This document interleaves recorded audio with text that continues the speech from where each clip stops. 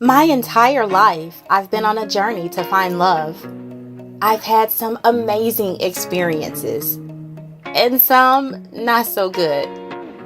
But that hasn't stopped me from believing that true love still exists. Join me as I speak with real life couples finding their way through life, love, and relationships. This is Real Life Love Stories.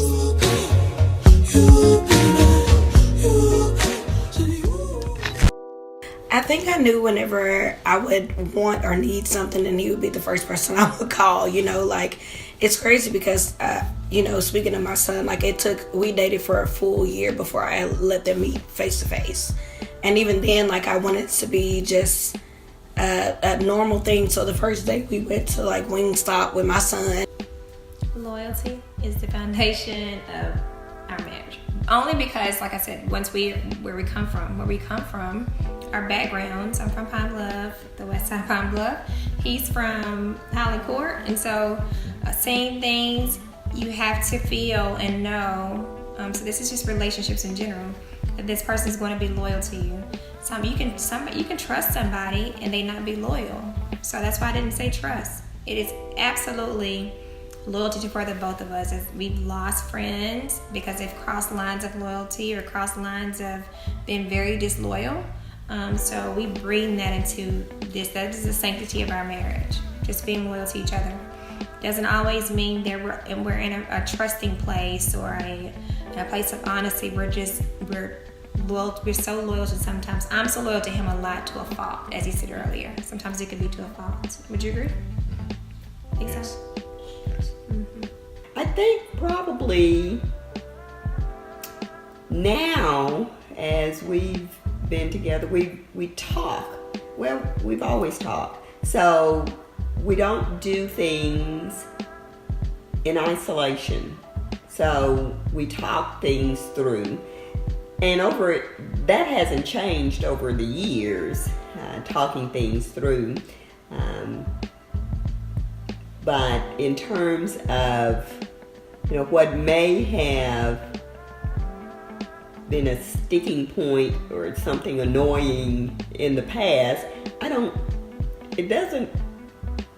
that's not worth spending much time on anymore. So what works is for me, what works is if something happens and we're upset with each other about, or I'm upset with him about something, I recognize that I can't say what's on my mind right then, because once it's out there, as a friend of ours would say, once that bell has been rung, you can't unring it. So I try to be thoughtful about sensitive subjects that we have, something that may be a trigger point. So that's what works for us now. And I don't know if it's that he's worn me down or what, but things that used to annoy me or bother me in the past, forget it. We pretty much do everything together. I know, they say that, you're supposed to give each other space and all stuff like that, and which we do or whatever, but we're in ministry together. So 90% of the time, if we're not at work, we're at church. So that's basically our common ground. It's church,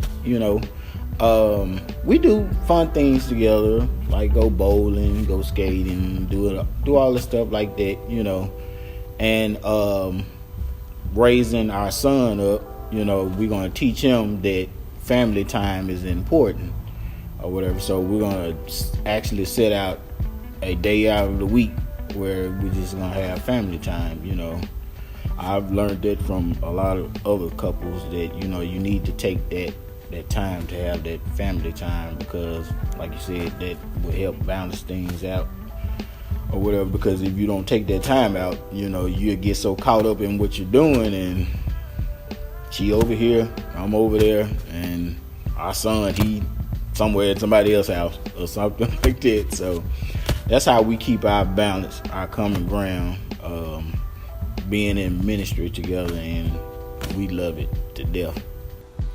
With me, it's that random text in the middle of a day is, how's your day? Now that may seem like a small, text or small gesture, but to me it's, this person's taking the time out of their day to ask how my day's going, and she would do it a lot, and it's just those small things to me that ultimately end up being something really big when it comes to, my heart, and knowing that she really cares about just how's your day going. And that's something I think people maybe take for granted. If someone's asking you how your day is going, it's really big. And so she was really big on just checking on me throughout the day. And once again, it wasn't just once that she did it a lot. And so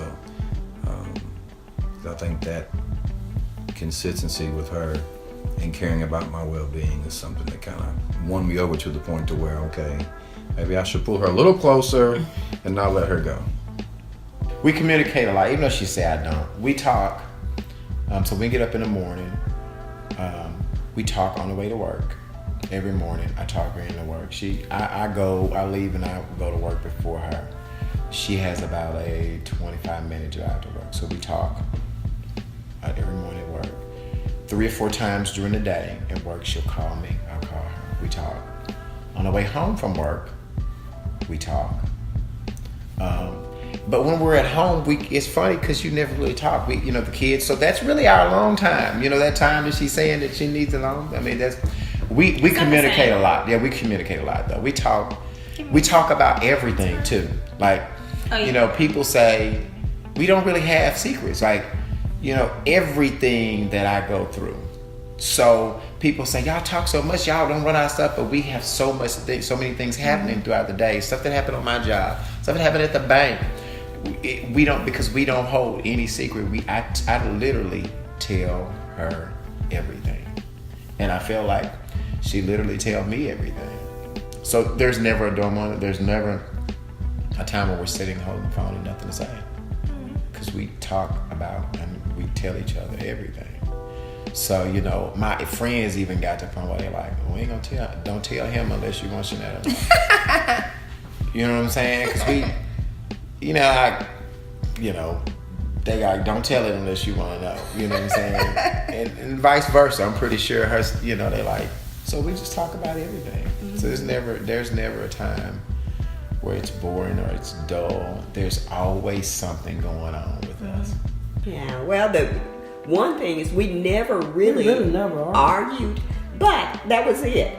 We were talking, not after we hadn't, we'd been married for a while, but we never really argued, and we never argued in front of the kids. But we were talking though. What? Yeah, but my stinky feet. I'm just gonna say, she would bust me out on that, and you need to do something about that. And I'll get up and walk out and do something about that. Yeah, but that's something that I provided you with some solutions, some remedies but for that. We never really. Yeah, we didn't have any big arguments. We did argue once about. I can remember one big argument.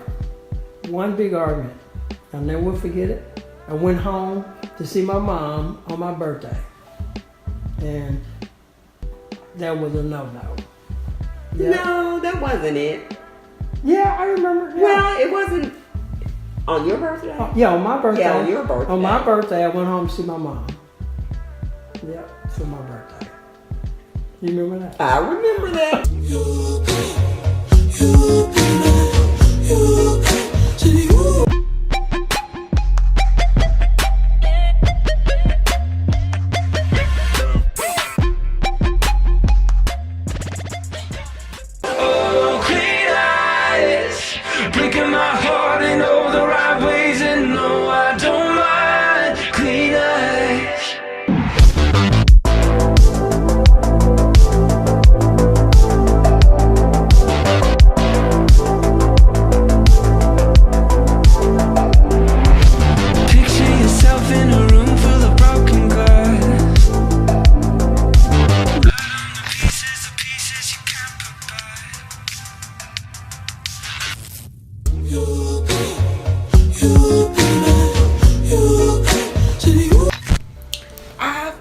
admire that he is so loving. You know, he is so selfless. Like he does so much for other people and doesn't care about, not that he doesn't care about himself, but he loves people, and it's so genuine, you know, and it's hard not to love somebody who loves so easily, you know. He's so easy to love. Oh man, work. She will work. Professional.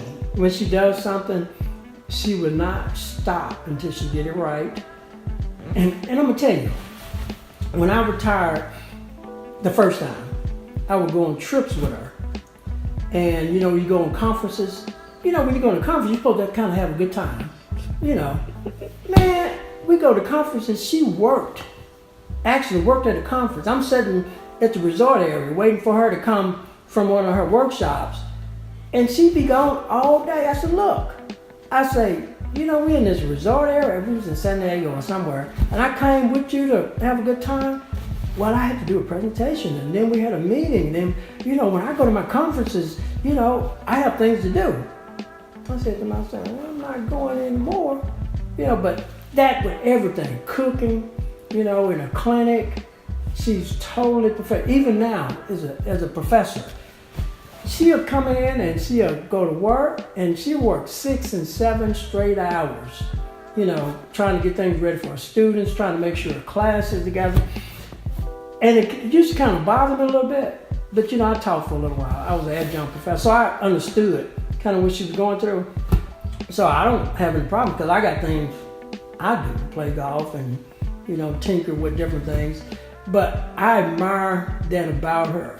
Whatever she does, and you know, cooking, teaching, nursing, things at the church, she does it to the max. She makes sure it's right and done professional. We don't, it just happens.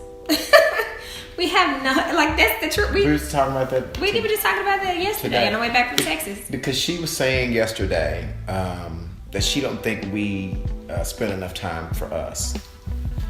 And I told her, and I said, well, man, you know, I really enjoy spending time with our kids. Like, I don't really have to have one-on-one time, because I find one-on-one time when we're dealing with our children. Like, our weekends are just, you know, we're traveling for cheer competitions. You know, we have 2 kids in AAU and one of them in cheer. So every weekend we're somewhere. The last 3 weekends we haven't been in the state because we've been all over the place. But I find joy in spending time with her, with at an AAU game or at a cheer competition. I think I want to be there. I want just us time. I just love my family, and I just, you know, I just love those kids. So we have a lot of fun. I have a lot of fun with them. I don't have to have time alone, but you know, the lady says she needs time alone. So, but yeah, it's crazy. It's crazy, but it works out. There's a method to our madness, I guess. I don't know. The fact that she loves me, the fact that she loves me unconditionally, you know, being a police officer and kind of what comes with being a police officer, the support that you need as a police officer, because you see the worst in people's lives. You see a lot of trauma and hatred and things that I wouldn't even want her or anybody else to see. I mean, she's always there for me, and she's a teacher, you know, she's a public servant.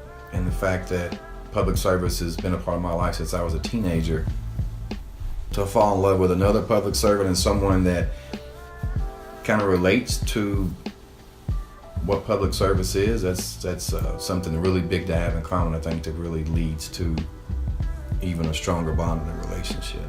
You guys face that roadblock, or does he still give you butterflies? Yeah, he still does. Can't you tell? Like, yes.